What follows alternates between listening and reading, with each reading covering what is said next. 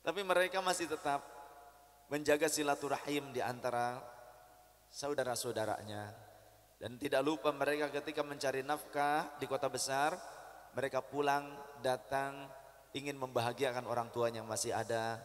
Kemudian juga ingin membahagiakan mertuanya, membahagiakan keluarganya, paman-pamannya, saudara-saudarinya, kakak-kakaknya yang mungkin ada di kampung halaman. Sebetulnya itu tidak sia-sia. Tidak sia-sia. Semuanya pasti ada hikmahnya, ada berkahnya. Karena baginda Rasul sallallahu alaihi wasallam beliau menyatakan, dikutip hadis ini oleh Imam Bukhari di dalam kitab Adabul Mufrad,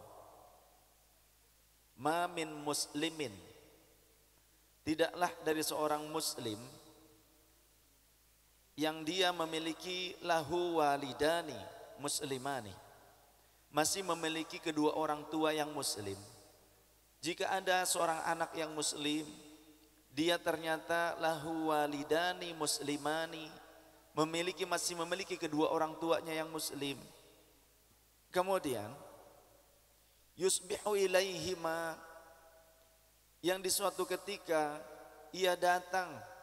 si anak ini datang kepada orang tuanya, yahtasibu bihima, mengharapkan keriduan dari orang tuanya, mengharapkan ridho dari orang tuanya, berbuat baik kepada orang tuanya, menjenguk orang tuanya, baru menjenguk saja, belum memberikan apa-apa, baru menjenguk saja, maka Allah Subhanahu wa taala akan mengampuni dosa-dosanya.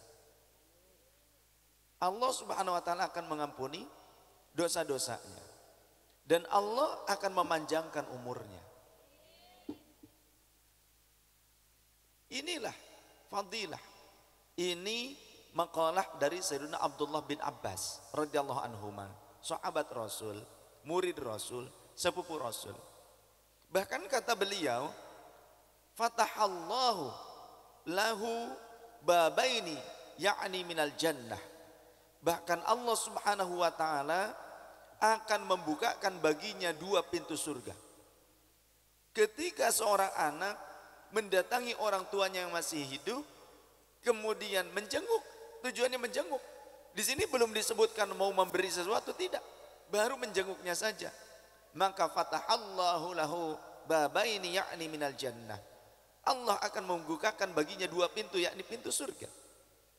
Dua pintu surga terbuka bagi si anak. Wa in kana wahidan fa wahidun. Bagaimana jika orang tuanya tinggal satu?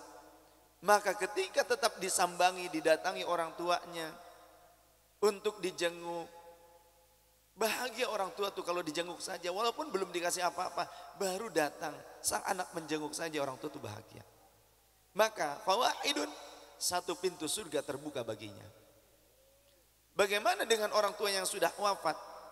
Cara menjenguknya adalah berziarah ke kuburnya, betul? Cara berziarah itulah cara bagi kita yang orang tuanya telah wafat berpindah alam. Itu cara terbaik untuk datang kepada orang tua kita, menjenguknya dengan cara mendoakan mereka. Maka teruslah kita mendatangi orang tua kita dalam rangka menjenguk dan membahagiakan mereka.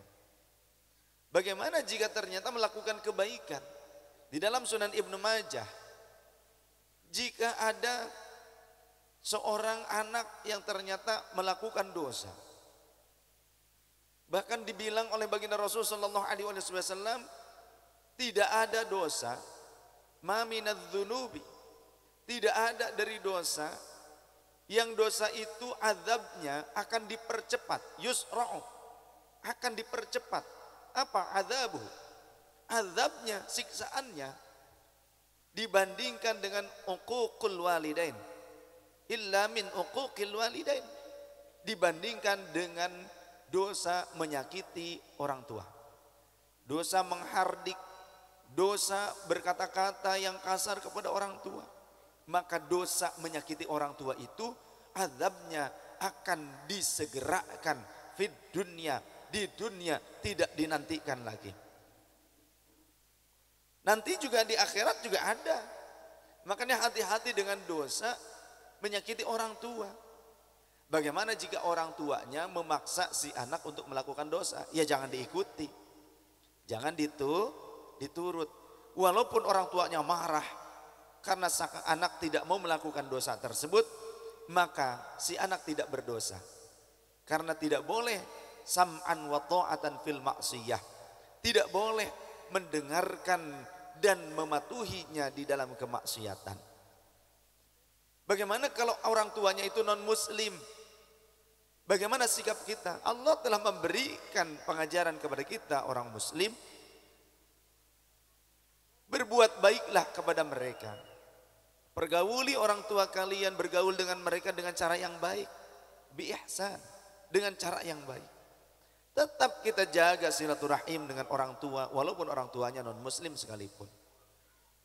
Tetap baik. Kita memberi hadiah tidak salah. Menjenguknya tidak mengapa, itu bagus. Tetap perhatian kepada mereka, ya itu dianjurkan.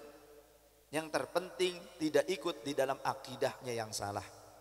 Termasuk jika ada orang tua akidahnya bukan Ahlus Sunnah wal Jamaah. Sikap kita tetap berbuat baik kepadanya dalam konteks seorang anak kepada orang tua. Tapi dalam hal akidah kita tidak boleh ikut-ikutan, asal ikut-ikutan saja. Betul. Begitu pula dengan guru sama. Jadi orang yang berdosa kepada orang tuanya, menyakiti orang tuanya, tidak dinantikan azabnya, dipercepat di dunia pun, maka minta maaflah kepada orang tua. Kita punya adat di Indonesia, setiap lebaran kita datang liburan berkunjung kepada orang tua, meminta doa restu, meminta ampun, meminta maaf, sungkemanlah gampangan. Itu bagus. Bagaimana kalau orang tuanya kita sudah baik tapi orang tuanya judes, orang tuanya yang tidak baik, ya kita jangan ikut-ikutan tidak baik, tetaplah kita memberikan kebaikan. Karena ketika engkau terzolimi tapi engkau tetap berbuat baik, maka kebaikanmu itu akan menjadi bara api bagi orang yang menzolimimu. Jadi kalau kita dizolimi oleh saudara kita, oleh keluarga kita, kita tetap sabar, tetap silman qata'aka, sambunglah kekeluargaan atau hubungan baik kalian dengan orang yang memutuskan tali silaturahim kepada kalian. Tetap kita berupaya menyambung. Karena kalau orang berbuat baik kepada yang berbuat baik kepadanya itu sudah biasa. Tapi seseorang memberikan kebaikan kepada orang yang menyakitinya itu yang luar biasa.